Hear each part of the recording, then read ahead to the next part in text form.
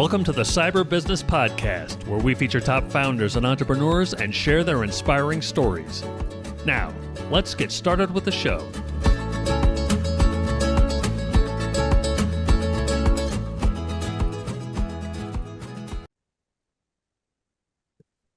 Matthew Connor here, host of the Cyber Business Podcast, where we feature successful business leaders, authors, top law firms, green energy companies, and more.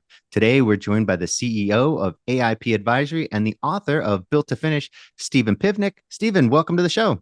Hey, thank you very much for having me. Good morning. My pleasure. All right. Before we get too far in, a quick word from our sponsors. This episode is brought to you by cyberlinks.com. That's cyberlynx.com. Do you know if a hacker's in your system? Most people and most companies don't until it's too late and the hacker's already done damage. A hacker's job is to bypass your security, so companies need a way of knowing when someone's gotten past their security. That's where CyberLink's intrusion detection comes in. With our 24/7 Security Operations Center, we monitor your computers, networks, and cloud accounts using a combination of AI and highly skilled cybersecurity technicians to detect any signs of attack or intrusion. So if a bad guy gets past your security, we'll know right away and be able to kick them out. Find out more at cyberlinks.com. That's cyberlynx.com. And now back to our show. Stephen, thanks so much for coming on today. I'm really looking forward to this. Yeah, you bet. So you just recently published Built to Finish, and I have yet to have a chance to read it. I'm looking forward to it. But for the audience, can you tell us a little bit about it? What's the idea here? Sure. So I think I've coined this phrase that entrepreneurship is an endurance sport. You know, I was going down my entrepreneurship journey, building and scaling my company. And then my midlife crisis was finding triathlons and becoming a triathlete and going down this journey to get to the Ironman World Championship in Kona, Hawaii. So as I started to do so, I realized that there was a lot of similarities between entrepreneurship and endurance sports. You know, planning, perseverance, execution, pivots, setbacks, measurements, stamina. There's just so many similarities that once I got to the proverbial finish line of my business, which is exiting, selling my company, and once I got to the finish line of the Ironman World Championship, which was a goal I set for myself when I first learned about triathlon, I said, you know what, I want to memorialize my own journey with the hopes of inspiring others to go down a similar path. And I'm offering, a whole bunch of, tips and tricks and lessons learned in the book, so that hopefully a lot of entrepreneurs and endurance athletes, don't make the mistakes that I've made and have a little bit of a smoother ride. I love it. So what got you into kind of the idea of doing an Ironman? I mean, first of all, it's kind of, and I love your analogy. I think you're spot on. The idea of starting a business for so many people, let's say your typical employee at a business, the idea is kind of overwhelming. It's a huge thing. It's a huge risk, right? So I think that's a great analogy. But what was it that took you into the world of endurance sports? How did you go from, were you always that way? Did you grow up, running in distance, or how'd that work? Yeah, so my family hates it when I use the term couch potato because I think I was a couch potato. The only physical thing that I did was skiing. I was a really good skier. I didn't go that often, but skiing was the only sport I ever participated in growing up. I call it my midlife crisis. When I turned 40, I started looking around and I realized that between my parents and my grandparents, they had it all. Cancer, high blood pressure, diabetes, strokes, you name it, they had it. Most of the things that they had was hereditary, right? So I figured that those horrible genes were in me somewhere. And I decided that, you know what, I'm going to get into the best shape of my life because if and when it occurs, I want to be able to fight it. So that was brewing in my mind. Then at a dinner party from a coworker, I heard that an employee just finished a triathlon. And I said, her name is Rita. And she's actually on the first page in the prologue of the book. And I said, Rita did a triathlon? I'm like, how does a mere mortal do a triathlon? My ignorance taught me that a triathlon was a Olympic event that only chiseled athletes can participate in. I had no idea that a mere mortal can do a triathlon. So I found out, I spoke to Rita in the morning, Monday morning at work, and I'm like, how exactly does one sign up for a triathlon? It's incredibly easy. She pointed me to a site called beginnertriathlete.com. You specify your state and what type of distance you want to run, and voila, all these races come up, and you just hit register and you sign up. It's that easy. Now, Ironman is a little bit more complicated in that these races sell out, and you really have to be prepared for those things. But the way I learned about Ironman was when I finished that first little, it's called the sprint distance, which is the shortest triathlon you could sign up for. When I finished it on that Sunday in September, shortly after her turning 40, I emailed her, thanking her for getting me into the sport. I really, really loved it. I can't wait to do my next one. And she replied with, congratulations. I knew you can do it. We'll see you in Kona one day. I had no idea what that meant. So I Googled Kona triathlon, and then I learned about this thing called Ironman and their world championship. And I spent the next 3 hours watching all these motivational videos. And that's when this light bulb went off in my head. Like, I don't know how, I don't know when I'm going to get to the Ironman World Championship. So that's when that project was born. I love that. So first of all, the sprint. What kind of distances are we talking about there for the sprint Yeah, so race? a sprint triathlon is an 800-meter swim, approximately, a 12-mile bike, and a 5K run. So Okay. 3.2-mile run. So relatively short. Okay. Like I think I could do that. I could Most people can. It's I could do really that. not And that hard. okay, I mean that's a good. I mean the swimming would probably kick my butt because I've got to learn how to do that better because I hear there's a whole thing to. Did you take lessons, like get coaching for how to swim better and biking I, better? I was very comfortable in the water because my family grew up on Brighton Beach in Brooklyn, so we were on in the water all summer long. But I never had any proper form. I didn't have the proper style. I didn't have a breathing technique down at all. So I kind of just willed myself into it. I showed up at the pool. I did 2 laps. I was exhausted. I needed to rest for the rest of the day. Right there with you. Next day I did 3 laps. That's a 50% increase. Following day, I did 4 laps. So 800 meters is about 32 laps, back and forth. Mhm. But you can stop. You can hold on to a kayak. You can hold on to a buoy. You're allowed to stop. You're allowed to rest. So most people with a 2, 3 months worth of training can get through an 800-meter swim. And I'm not saying it's super easy, but it's definitely doable. Right. Okay. So now at this point, let's rewind a little bit. So this was an employee of yours. Was this back when you were it was binary tree, right? Correct. Um, so is this when you were running binary tree and this was one of your employees and you're like uh, and then that kind of stuck together. You were like, hey, wait a sec, as you're doing this endurance event, Mhm. you're like, wait a sec, this kind of applies so clearly to entrepreneurship. Is it kind of one of these things that as you're doing it, you're realizing how similar they are, how much they bleed together?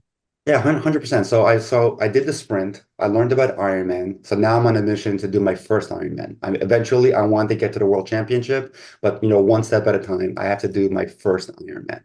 So I slowly but surely started increasing the distances that I was racing. So I went from a sprint triathlon to running a half marathon. I went then after I finished running a half marathon, then I signed up for an Olympic distance triathlon. I did that. Then I signed up for a full distance marathon. After I finished that, I did a half Ironman triathlon. So it was basically building blocks, very, very similar to in the business world. You don't just come, out of the gate launching a $20 million product. There are building blocks to that entire process. The biggest thing that I learned that applied to entrepreneurship was measurements. It's amazing like how many things you need to start measuring when you start doing endurance sports: distances, your pace, calories in, calories out, planning for bad weather, planning for rough terrain, planning for other circumstances and your dietary issues that may occur. So you start measuring so many things, and then I look back at my company. I'm like, we're doing a pretty good job measuring things, but there's so many more things that we can measure. And our KPIs went through the roof. We started having much more formal operating review meetings. We had quarterly review meetings. Everybody had a stack of KPIs that they were coming to these meetings with. So we started measuring things and monitoring things so much better that the company became better as a result. And then I became a better endurance athlete as a result. So the paths really began to intertwine a lot. That's fantastic. So, because you do hear, I mean, you can't, if you can't improve something if you can't measure it, or there's some 100%. great saying that is much better than what I just said, but it's that You idea can't that, manage what you don't measure. yeah, there you go, perfect. So, for you back in that stage, how did you, was it simply a matter of, you know what, I realize I've got to manage these, measure all these things in my, whatever you want to call it, in physical training, and so now in the business world it naturally bleeds over? And was there a, hey, look, what are we measuring? There's so much more we can't, that we could measure? Or was it just simply a matter of, you know what, measurement's important, and then you get everybody together and like, how do we, come up with more measurements, more KPIs? What was that transition like? Because I think, and I know your company kind of focuses on, so that I don't want to necessarily transition to, AIP, but I think that's an important role for a lot of entrepreneurs. They get into it. Let's say they're great at making chocolate chip cookies. They Yep. make great chocolate chip cookies. They're selling chocolate. Everybody's like, you should sell these. They start selling chocolate chip cookies. They're making some money. They're like, oh, this is great. And then they start getting into the world of business. And then they're learning, oh crap, I got to learn all these things about finance. I got to learn all these things about operations, about procedures. And okay, great. So at what point though, do you get all of these, this kind of KPI mindset, right? How did you implement that? Or how does like an entrepreneur who's like, well, make great chocolate chip cookies, how do they go to like, what the hell's a KPI? How do I go about that? Right. So how do you, what do you tell them? Do you say, hey, look, you need to check out this book, you need to, get these kind of people on your team? What's your advice there? Sure. So a quick little anecdote there on before the advice. I was recently helping a client select an investment banking firm because we're about to go take the company to market for him to have his exit. And I was talking to the investment bankers, and they said that they had another client when they first started the process and they started doing a little bit of due diligence with them. They said they had two reports, cash in and cash out. And this is an $80 million company. Two reports, cash in, cash out. Totally old school. Am I making more money than I'm spending? If the answer is yes, I'm happy. Okay. Just mind-boggling that at that scale, they were still only Yeah. measuring, those two things. Hmm. Obviously, they didn't care about other measurements. So that's just a funny little anecdote, Yeah. because it's topical. When I did it, I basically sat down with every division head and I said, okay, this is the things that we're measuring currently, but let's dig deeper and let's go a little bit wider. And it was on a one-on-one basis with, at the time, it was probably six, different division heads, from product development to product support, marketing, sales, HR, finance, and maybe IT, and probably a couple of others. And so I sat down with them individually, and it came up with a set of metrics that were going to be measured. And we weren't measuring things for the sake of being measured, just for the sake of increasing that binder that we created every quarter. These were meaningful measurements that if measured properly would actually move the stick from a revenue and profitability perspective. We wanted to make sure that, again, everything at the end of the day contributed to better revenue, better profitability. What I would suggest to other entrepreneurs is, it's never too early and it's never too late, right? So you want to start measuring things as soon as you possibly can. And if you're not, there's no need to reinvent the wheel. You can go to ChatGPT or even Google and say, hey, if I want to really fine tune my marketing organization, what are the top 5 KPIs every single, marketing organization in my industry should be measuring? And then substitute the word marketing for product development, product support, manufacturing, assembly line, what have you. People are doing it all over the place, and there's no shame. You either innovate or you imitate. Imitate what you find from ChatGPT or Google and start producing those reports. And it's going to be very, very eye-opening, some of the inefficiencies that you're going to start, that you'll notice, and the improvements that you can start to implement. I love that. I think that's great advice. So, well, let's dive in a little bit to your background, give people a little idea of who you are and kind of Sure. why you've written this book and why they should read it. So, so why don't we do that? I'll leave that open to you. Can you give us a little bit about your background and what got you to where you are today? Sure. So I was born in the former Soviet Union, what is the part which is now Ukraine, in a little port town called Odessa. My parents and grandparents just wanted a better life for us. It was, kind of tough, back in the day in the late 60s, early 70s in the Soviet Union. So we immigrated from there to Rome, Italy. Rome, Italy was kind of like the central import hub for immigrants trying to make their way into the US. And they knew of one other family that had made it to New York. So they chose New York as the destination. So here we are. I show up in New York in 1972 at the ripe old age of 3. And my parents and grandparents, they were very, very entrepreneurial. They knew how to make ends meet by any means. If you can survive in the former Soviet Union under those conditions, you can survive in New York and in America in the land of opportunity. So my father, started working. He was an air conditioning mechanic. He migrated his skill set to automobile repair and opened up his own body shop to fix cars. So, and I learned, I call it in my book, I call it the grind. You learn the grind by watching the grind. He definitely grinded it out, working 6 days a week, never taking a sick day, always providing for the family. So I think that's where I get my, entrepreneurial spirit from. So when it came time to, have a career of my own, I had several jobs working for others until I said, you know what, it's time to branch out and go into business for myself, like my father did. Nice. And that business was AIP? So that business was Binary Tree. So that Oh, was binary tree. Right, actually right, that Binary Tree was my third business, my first right. two attempts. One of my favorite sayings is the first time you attempt something without expert guidance, your results are going to be suboptimal at best or complete failure at worst. Yeah, So my first two for sure. businesses, complete flop. My third business hit and did a few things, better. And it really got off the ground. And eventually I grew that company to over 200 employees across 12 countries before that proverbial finish line, selling it to a $4 billion competitor of ours. Okay, well, that's a fantastic story that I'd love to hear, and I think everybody else would too. So, what is binary tree? What's the idea? How did you get it? How did you start? And let's kind of dive into the details because going from idea to 200 employees and selling it to a $4 billion company, that's fantastic. So let Sure. how does let's hear what does that journey look like? What was it for you? Sure. I'll try to encapsulate it in a few minutes instead of, I mean, it was a 26-year journey, so I can talk about this for hours. I'll give you the quick version. So we initially, when we started up the company, there was no such thing as SaaS. So there wasn't software as a service. If a company needed an enterprise solution for whatever department, they needed to build it.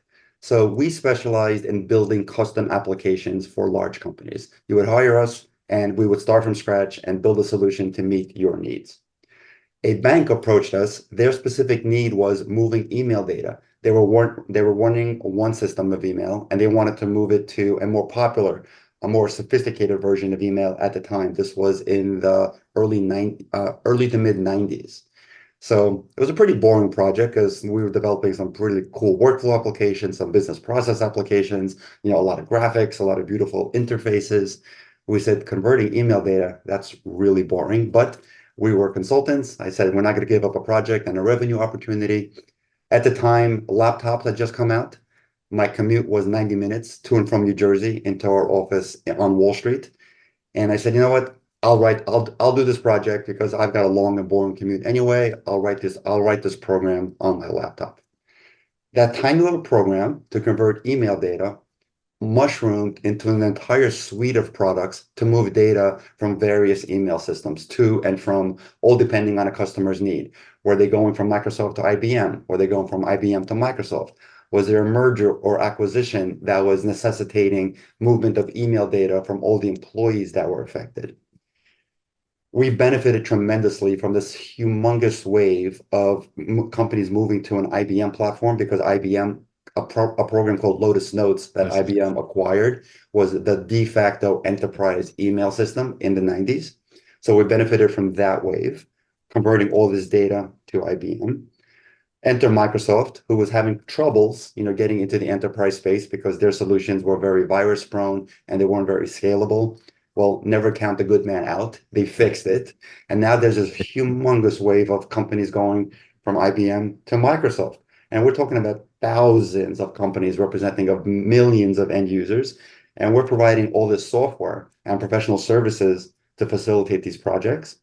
And then the cloud hits, right? So now we're in 2010 timeframe. Everybody's got to move to the cloud. Guess what? Got to bring in your email moving truck, binary tree, to get all that data to the cloud. So all of these trends, in addition to mergers, acquisitions, divestiture, necessitated all of these moves that our software, provided behind the scenes. And we got to the point where our competitor really got sick and tired of losing to us because our software was better. We were small, even though we were growing, we were a significantly smaller company. We were much more nimble, highly competitive, hated to lose. And they said, okay, you know what? When we got to over $40 million in revenue, I think they said, enough's enough. Time to buy you out. That's awesome. So fantastic story. Congratulations. And I think that the opportunity when you're doing this pretty, this cool work and everything's beautiful, and then somebody wants this unsexy, ability, and you're like, fine, here's your unsexy thing. I'm gonna go back to doing our cool thing. But to see that opportunity and go with it, I think is huge. And so congratulations on that. Obviously, that served you very well. And I think a lot of people miss that. I think they miss that opportunity. They're like, nope, we are this company. We do this. 100%. Sure, we'll do that for you. But now let's go back to this. Okay. But now you just missed the boat going to the bank, right? That's Yeah. like, okay. So let's rewind a little bit on that. And so how do you start a business where you're doing custom software? Was this just you when you started? You're like, you know what, I'm going to do it. But now you're doing this for large companies. You as an individual go in, knock, IBM. I'd like to make that. Obviously doesn't make much sense, right? Go into some big company and knock. Hey, I'm going to write some code. How did you start that? How did you go from idea of, hey, let's do some custom software because I'm a programmer, I can write code, right? To Sure. how did you get into that, right? So I think that's a really interesting transition there. Yeah, so the thing that the light bulb that went off in my head, I was an independent consultant. So that basically means I was a one-man shop that and this is where we need to time out. Let's fix this. Yeah. So I started off as an independent consultant where I was a one-man shop and I relied on these we call them body shops. They're basically placement agencies that would have accounts with large companies, and a large company would have an opening for a developer, a programmer, and the agency would, place me for a specific project. And then they would make margin on my billing rate. So I did a couple of these projects and then I realized, wow, this company just placed me. Kudos, they have the account, they found me, they deserve some margin. Then the project goes on, and I'm getting renewed because I'm doing good work. This company isn't providing any additional added value. They're making, call it $20 an hour on top of my bill rate for every hour. And I got a little resentful, right? I'm like, why are they making money on me when I can just be building this customer directly? So I found a customer that I can build directly. And the customer was American Express. They had a need for my specific skill set. At the time, I had several partners that I convinced to go into this venture with me. Mhm. And they said, okay, you're doing great work. And they kept renewing my contract because I was doing good work and they needed more resources. So one by one, I brought in some of my partners and they needed even more resources. So then we started hiring people. So Brilliant. we hired 25 employees all within the hollowed halls of American Express. I'm doing technology work. And that's the same platform. We were specializing in that platform called Lotus Notes. Lotus and IBM did a pretty good job of marketing and having trade shows and little road shows. So we would sponsor a lot of these events and show up, with our wares, basically our skill sets, with Uh-huh. some demonstrations of our programs to our booth and demonstrate this to all potential clients that would walk by. So that was our marketing of ourselves. And American Express led to Philip Morris. Philip Morris led to the United Nations. The United Nations led to Sanofi Aventis, to a whole bunch of other large companies that were utilizing that same technology. And that's how the company was born. Love This that. is all before this migration stuff came about. Yeah. And so now this is really just kind of taking the grind and the hustle and getting out there and doing it. And Right. then look, and as opportunities arise, you then capitalize on them. This isn't a look, Mr. VC, Mr. Angel Investor, even. I've got this great idea. Give me some money. I'll go out and hire a sales force. We'll get a bunch of, a bunch of sales and we'll sell, Mhm. something. Instead, it's getting out there, grinding, doing the work and Yep. just kind of growing organically, really. So Yep. at what point in this, because I really like that transition. I think that's brilliant. It makes perfect sense. And it is, you know, I think contrary to what a lot of people nowadays coming up in business think, because there's so much publicity about being a venture backed, Yes. a company. And, you know, right, wrong, or indifferent, it changes the mindset of the entrepreneur when, hey, now I've got millions of dollars. It's a different responsibility Sure. and it's a different energy, it's a different everything. Then, all right, I need to get out there and make some money. How am I going to make money in order to feed myself and my family and Right. live, keep the lights on? So a little different. So I love that you did that. At what point, or was there a point in this at binary tree where you even brought on a sales people, right? Did that come after your 25, and once you started doing the migration stuff and you're like, hey, look, we need to get out there and sell this to other enterprises? Or did you do that earlier? How'd that work for you? Yeah, it was probably about the 2 or 3 years into our existence where we realized that there's only so much grind that I personally or some of my partners can do, because we're actually at the time we're actually fulfilling projects, right? So Yeah. there was no C-suite for the first 5 years. Actually, I don't think there was a C-suite for the first 10 years. Yeah. Everybody, it was an all hands on deck mentality, billing, doing projects, leading groups of people doing fantastic work. So we said, you know what, we need a professional sales leader to continue to embark on a sales process. So we hired a sales leader, who then hired a salesperson, and that the sales and marketing department was formed so that we can have a continuous influx of new projects to so that when projects ended, we had new projects awaiting for us. And then fast forward to when we started developing these email migration utilities, the requests were coming in so fast that we realized that, hey, you know what? Now we need a separate sales department just to handle all these inbound inquiries now that are coming our way. Instead of us having to find them, they're finding us, because we were at the time one of only two Oh, companies I'm that I'm provided sorry. something. Did you notice when my video froze? I was so into this, I didn't even notice. Oh, that's it. I didn't know, but it is now. Yeah. Okay. Sorry about that. That's No, no weird. worries. Um, what the heck? All right. Hmm. Sorry, man. No, that's fine. That stuff Frozen happens on all the my time. DVR. That is a very unusual occurrence.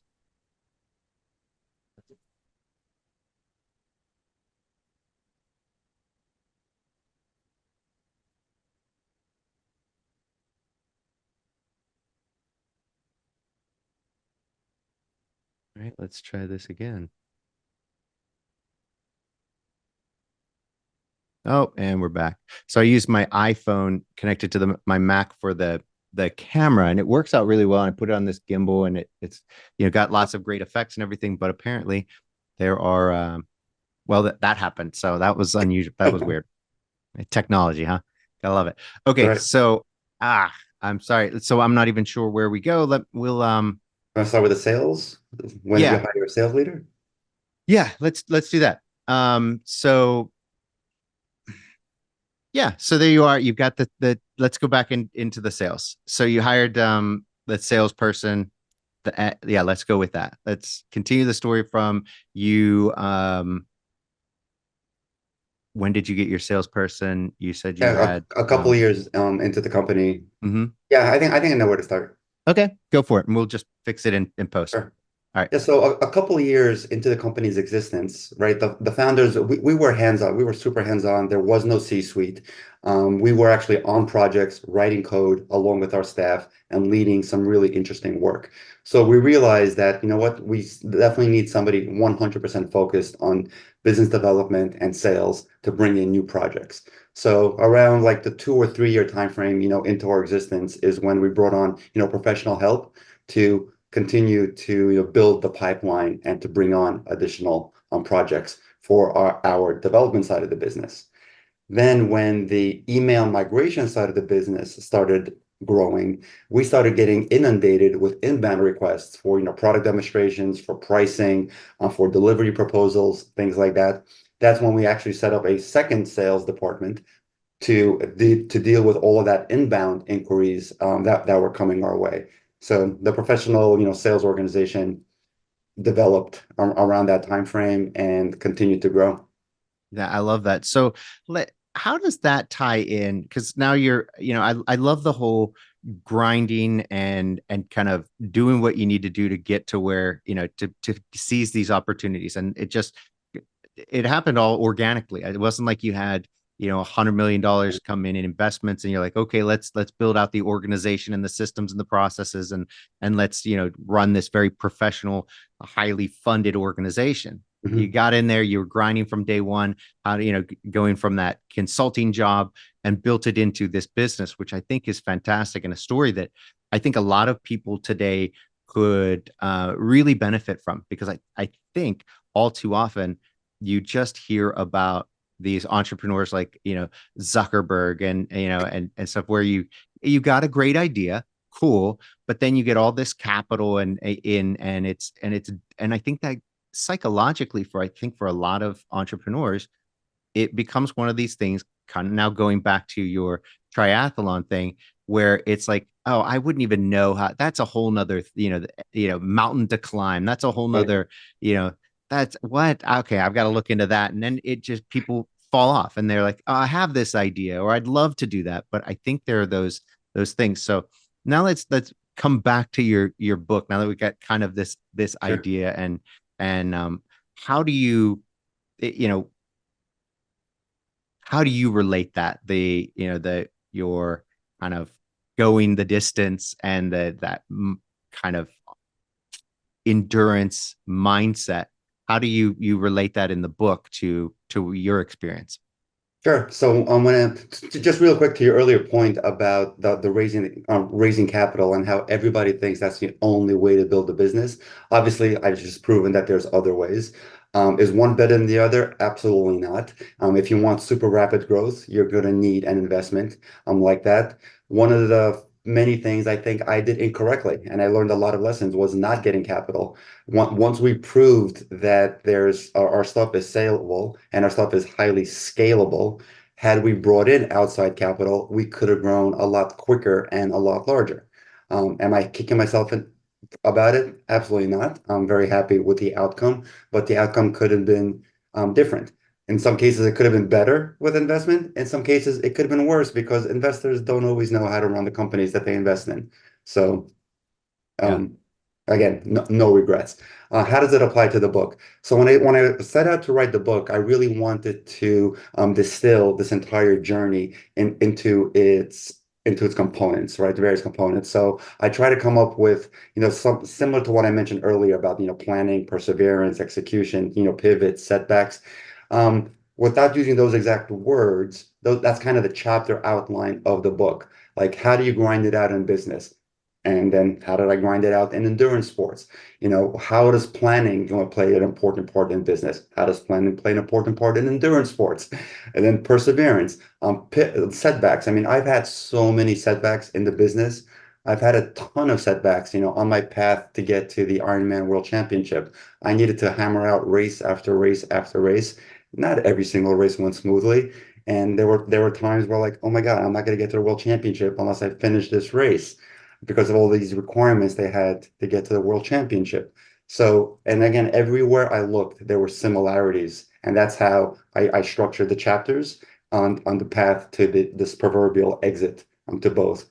And it's amazing how coincidentally both exits or finish lines happened I think 13 months apart. Sold the company in September of 20, crossed the Ironman World Championship line in October of 20. I'm sorry, sold the company in 21, crossed the World Championship line in 22. I love that. I mean, that's just, what do you say, right? I mean, Yeah. that's so perfect. So, I mean, for those people who are, I mean, I think it's easy for somebody to look at what you've accomplished and who you are, and you're clearly very, very focused, very motivated. And I think, unlike let's say a Tony Robbins type, who is, he's a great speaker. I love him. He's got some really great ideas, but he's a different cat than somebody like you, who I think I think Tony Robbins made all of his money in motivational speaking from the get. That was his thing. Okay, Right. cool. So you're good at motivating people, but you made all your money actually getting out there and doing it and grinding, if you will, and actually putting in the work. And now you've come back to say, hey, look, you can do this too. So what advice would you give to somebody who sees what you've done and says, you know what, I can, I'm working something. How do I get there? How do I get to that kind of Iron Man level, the couch to Iron Man, the kind of couch to exit, if you will, for a company? What kind of advice you give them for overcoming that mindset of, I can't do an Iron Man. I can't, Yeah. build a company to 200 employees and sell it. Yeah. I mean, I don't know how to say this without sounding incredibly self-serving. Whether it's me or somebody else, get help, right? There's so many people that have been there, done that, that there's no real suffering is optional. There's no reason to have to go at it yourself. And there's absolutely no shame. And you know what? I was ashamed early on in my career to get help. I was offered a lot of assistance. I was offered, mentorship. I was offered guidance, and I was a little cocky. I'm like, you know what? I'm doing great. I mean, look at our growth chart. We've been growing. We grew for 26 years in a row. And so I'm like, I don't need any help. It wasn't until I decided that I do need help and I brought on mentors and consultants and got some outside advice. That's when the growth really started to materialize in significant ways. So there's no reason to go at it alone. Find assistance, get a right-hand man, get a right-hand woman, and have them help you along this journey, because it's going to become so much easier, and they will pay for themselves in the progress and the increased sales and in the increased profitability they're going to help you get in your company. Love that. So I think, interestingly, I think for the I can't speak for everywhere in the world, but at least in the United States, our system, our culture, the educational system, it's set up to where, one, people think I've got to be perfect, right? You take these tests, you got to get 100%. Okay. Two, you got to do all your own work. You're self-made. Bullshit. There's no self-made anybody, right? Right, You got there to where you are because of, the help, and if nothing else, the fact that everybody else exists, and you can, have an exchange with them. You can exchange ideas and commerce and everything. It just doesn't exist alone, right? So right. this mentality of, I got to do it on my own, I think is holds so many people back. And especially, and I think because we're both, kind of have that programming background, you get so used to kind of coding on your own and doing it. And you're Yes. like, I'm a smart guy. I can make it. I don't need help. So been there, done that. So I totally agree with you. Now, in terms of getting advice, for those entrepreneurs who they're like, okay, you've struck a chord. I hear you. Let me go out and get some help. What advice would you give them on where to go to get that outside advice, that kind of right hand person, or that mentorship, or what advice do you give them? They've been doing it on their own. They're doing just fine. Their lights, stay on. Their food's on their table. They're doing fine. Sure. You know, how do they go about that next step? Where should they Yeah. I look? mean, there's multiple forms of advisory services, right? And there's also peer groups. I'm a big fan of peer groups. I was part of a peer group, growing the company, for a year period. There's Vistage. That's a good peer group. I think the one that I was part of is better. It's called the CEO Project. It's an advisor-led peer group where there's 8 other CEOs that are in your advisory group, and you're all meeting formally, almost like a board, or almost like a board of directors would on a quarterly basis, face to face, addressing each other's challenges and supporting each other and holding each other accountable for continued growth. So you'll get some phenomenal advice from peer groups, even from peers that are in other industries. The CEO project specifically, they make sure that most groups are consist of CEOs that are from different industries, and it's an amazing formula to get some really outside the box thinking. So Cool. there's the peer group approach, which I'm a big fan of. It benefited me tremendously. Then there's one-on-one coaching. There's folks in every single industry that specialize in the industry that you can get advice from. I'm sure a pretty simple Google search of consultants in manufacturing of widget XYZ in New York City. You probably get half a dozen, if not more, consultants that you can interview and slowly but surely bring on to your unofficial board of advisors to help you along, or just a personal coach. So I love that. So, oh, you know what? I had a guest on who ran a financial services company. Give me one sec, or actually a financial advisor. Uh, and where is it? I want to bring up his book. In any event, it's his book is called don't retire, graduate, or graduate, don't retire, right? So okay. a really cool idea, and it's there an kind of an investment advisor group. He's done very well for himself, and in any event, one idea that he brought up was to do a client advisory, group, right? So you take some of your cheerleaders, your current clients, or what, Yep. and invite them onto your advisory board, and now Mhm. you've got these people, kind of champions who see it from their perspective. Oh, they know Yep. what it's like to be on the receiving end of your services or your product, and now Mhm. they can help. They've got kind of a dog in the fight, and they're so I thought that was a really interesting one. I'm kind of curious, what are your thoughts on something like that?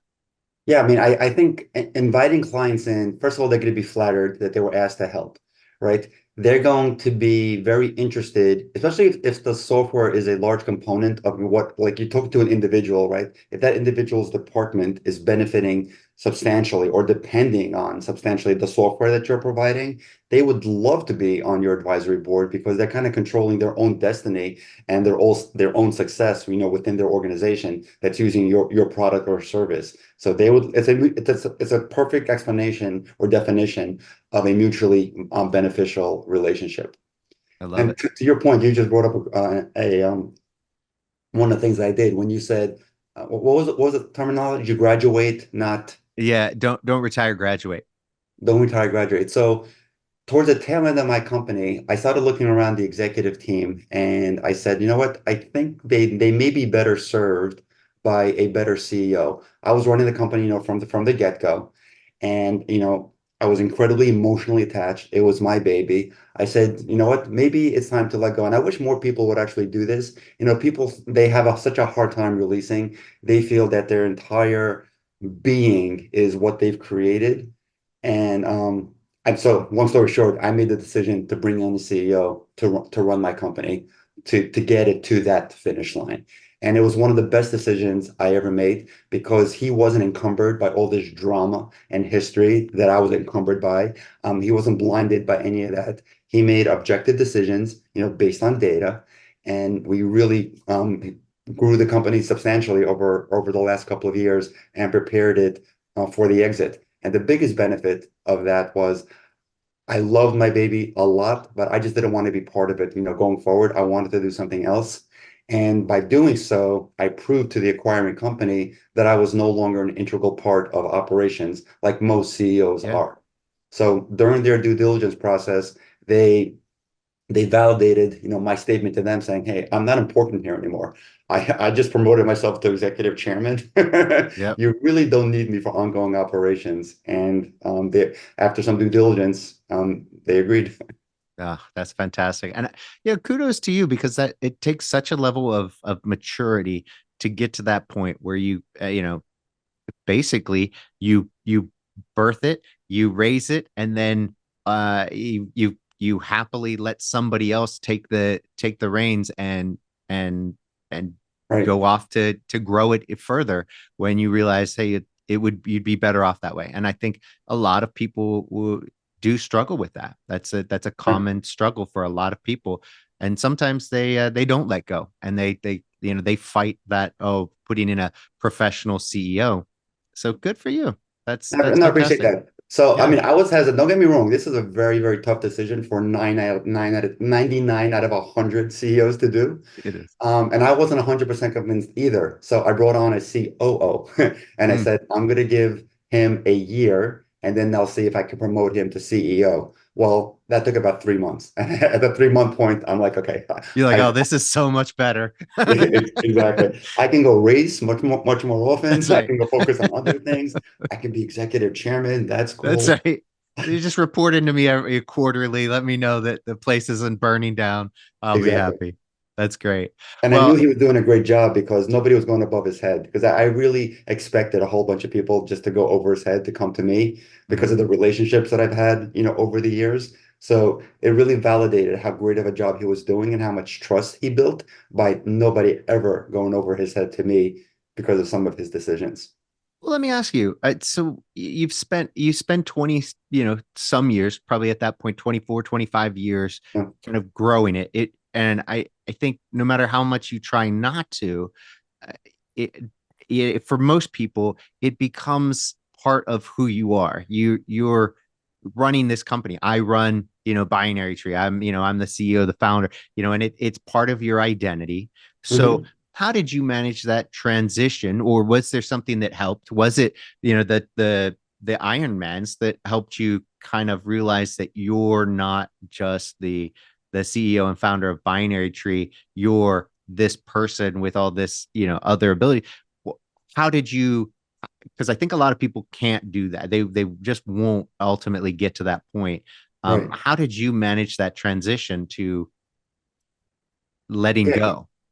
My Ironman journey actually helped tremendously. I'm not saying it's the only thing that contributed to me being able to do this, but it contributed. So my path to the World Championship was via this thing called I call it their frequent flyer program. The way you get to the World Championship is there's two ways. You're either one of the fastest athletes in your age group. So if there's 5-year age groups. You have to finish another race at the top of your age group or near the top to get a qualifying spot for the World Championship, or you join their frequent flyer program and you race a lot. So once you get to 12 full distance Ironman finishes, they give you, there's a way to get into the World Championship via something called the Legacy Lottery program. So I needed to get to 12. At the time when I hired, his name is Nick. At the time, I think I was at 5 or 6, full distance Ironman finishes, and I needed 6 more. So I'm like, you know what? If I hand over the reins to the CEO role to somebody else, and all I need to do is do my executive, chairman duties, I can race all the time. So within like I think a 15-month period, I did 7 Ironman races. Wow. So Okay. That's and there you go. I mean, once again, it ties right in. Well, I tell you what, I'd love to dive into AIP, the company that you're working on now, and all of that. But I don't think we have time today. So what I'd love to do is invite you back on. I'd like a chance to read the book and really dive in, because there's so many good pieces. Just flipping through, I was like, this is fantastic. There's so many great things I want to really dive into. So if it's okay with you, I'd love to invite you back on in a few weeks after I've had a chance to really digest it and dive into AIP and the book. How's that sound? I welcome that opportunity. Thank you. Fantastic. All right. Well, before we go, if you could, Stephen, tell everybody where they can find out more about you, where they can get your book, where they can connect with you. Sure. You can find out more about me at my website, stephenpivnik.com. You can find me on LinkedIn as well. My handle is Stephen Pivnik, and there's links to the book off of my website, or you can just go to Amazon and search for Built to Finish. All right. Fantastic. Well, thanks for coming on, and I look forward to having you back on. Thank you, Matthew. Looking forward to it as well. Thanks. Thanks for listening to the Cyber Business Podcast. We'll see you again next time, and be sure to click subscribe to get future episodes.